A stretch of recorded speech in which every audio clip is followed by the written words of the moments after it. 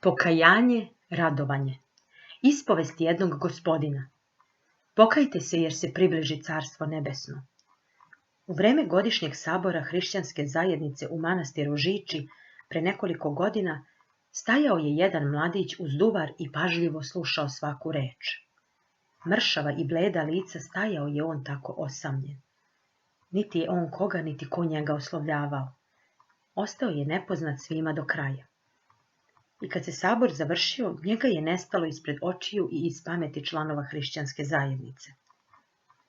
Prošlo je od tada nekoliko godina. Godišnji sabor zajednice održat je 1933. godine u ženskom manastiru Kovilju. Nijedan sabor do tada nije održat svečanije.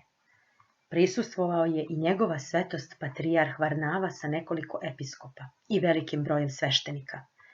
Naroda je bilo na hiljade. Celu noć do same zore pevane su duhovne pesme i vođeni duhovni razgovori. Bilo je prošlo pola noći kad ustade jedan mladić i zatraži reč. Izgled mu je bio živahan i veseo. Sedeći za stolom, ja sam se mučio da se setim gde sam to lice video. No tajna mi se otkrila odmah posle prvih reči mladićevih. Dozvolite, gospodo i braćo, da vam se predstavim. Ja sam M.I., svršeni pravnik, i sada na službi u Ministarstvu unutrašnjih dela. Ovo je drugi sabor hrišćanske zajednice na kome ja prisustvujem. Prvi put bio sam na saboru u Žiči. A, to je onaj mršavi bledi mladić, pomislih ja.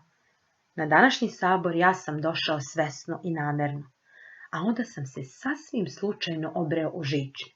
Kupao sam se tada u banji Mataruškoj, pa sam iz banje pošao u šetnju do manastira. Pao sam u gomilu naroda i bezvoljno počeo da slušam o čemu se govori.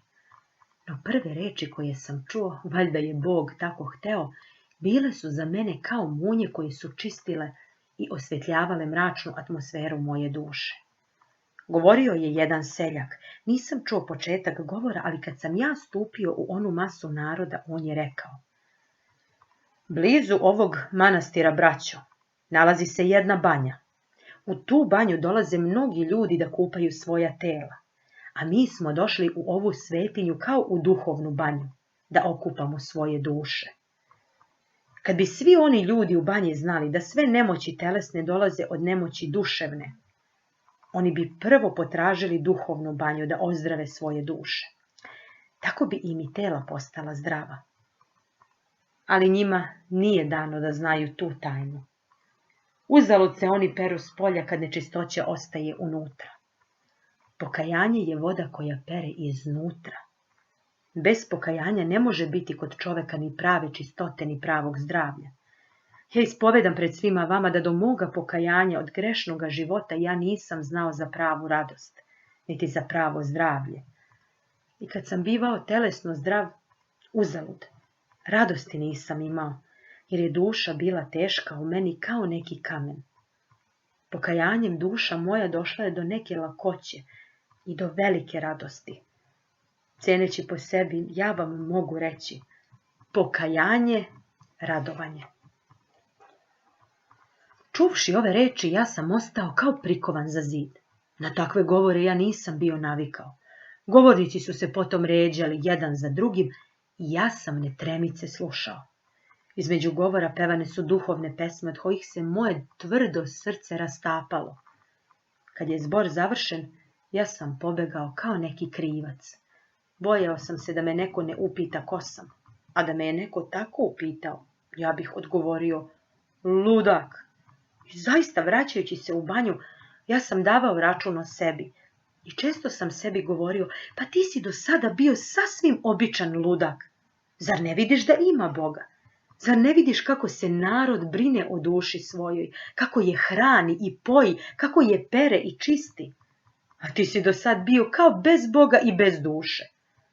U tome je ključ tvoje muke, tvoje raslabljenosti, nervoznosti i očajanja. A ja sam, braćo, u to vreme bio u najvećem očajanju. Rešavao sam se na samoubistvo i često sam šetao pored Ibra da izaberem mesto gde bih se utopio sa kamenom u vratu. Sve mi je u životu bilo odvratno, sve pusto i prazno i lažno.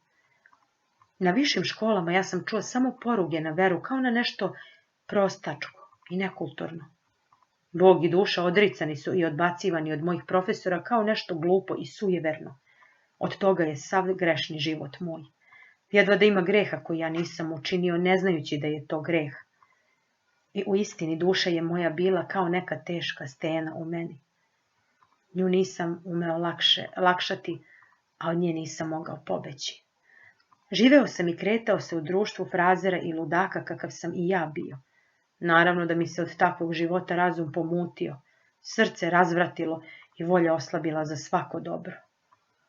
Ja sam se sav ubolestio. Tražio sam leka. Leka nije bilo.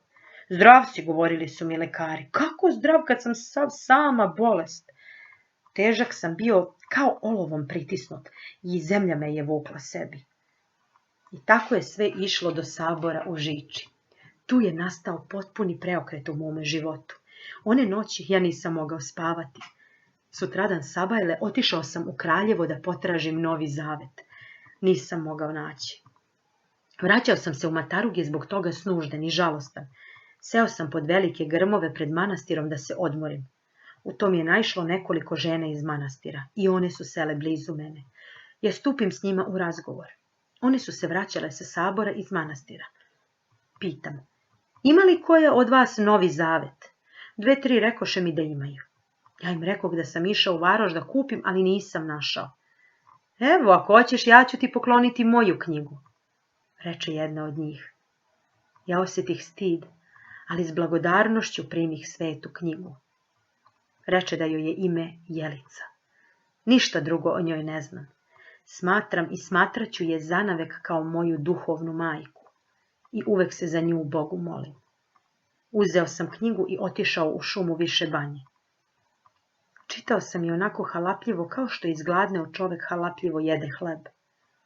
Kad sam je pročitao, ja sam znao jasno izvor i cilj života ljudskog, kao i put kojim treba ići ka večnom spasenju. Te jeseni otišao sam ruskim duhovnicima u Miljkovo i ispovedio se pa pričestio. Od tada sam počeo da se gorko kajem za sav svoj prošli prljavi i tupi život. Pokajanje mi je isprava bilo gorčina, no ta gorčina postepeno se obraćala u slast i radost. Počeo sam borbu sa samim sobom na život i smrt. Počeo sam izbacivati iz sebe stare misli i stara osjećanja. Čistio sam svoju dušu kao autijevu štalu. Ponekad bih pri tom klonuo, no tada sam se molio Bogu da me ne ostavi. Primoravao sam sebe da idem u crkvu i da postim. Sve je to u početku bilo teško, ali vremenom sve se to obraćalo u meni u dužnost i radost. Poručio sam sva izdanja hrišćanske zajednice iz Kragujevca. Sve sam pročitao od korice do korice i svetlost je velika obasjala moj život. Ja sam spasen od mraka i samoubistva. Postao sam radostan. Zavoleo sam Gospoda Isusa Hrista svom dušom i svim srcem.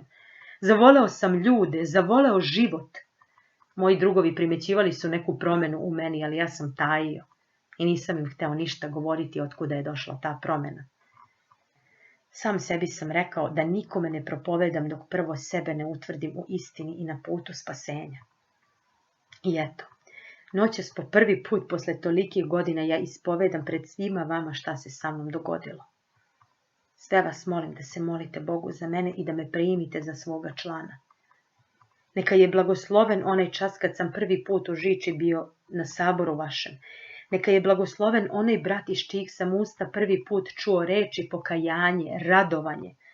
Neka je blagoslovena ona sestra Jelica iz čije sam ruke primio Novi Zavet Gospoda Isusa Hrista i koja mi je duhovna majka i ovoga i onoga sveta. I neka je blagosloven pre svega i posle svega stvoritelj moj koji me je svojim promislom tako vodio da sam mogao izaći iz tame na svetlost. Bila je nema ponoćna tišina. Glas našega brata pokajnika utoliko je bio zvučniji i jasniji. Svi smo osjećali kao da nismo sami i kao da taj brat ne čini svoju ispovest pred nama ljudima, nego pred duhovnim svetom koji je sasvim blizu nas.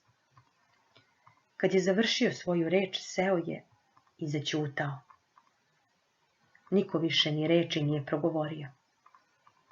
Ostali smo tako dugo u ćutanju.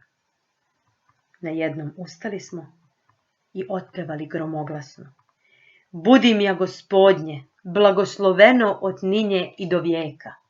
Time je naš sabor u Kovilju zaključen. Posle smo još dugo razgovarali sa našim bratom pokajnikom. Svi smo mu srdačno čestitali, a potom se razišli. Kad smo se provozali na skeli preko Dunava, ja upitam jedno lice pokraj sebe. Šta ti to pevušiš? Pevam pokajanje, radovanje.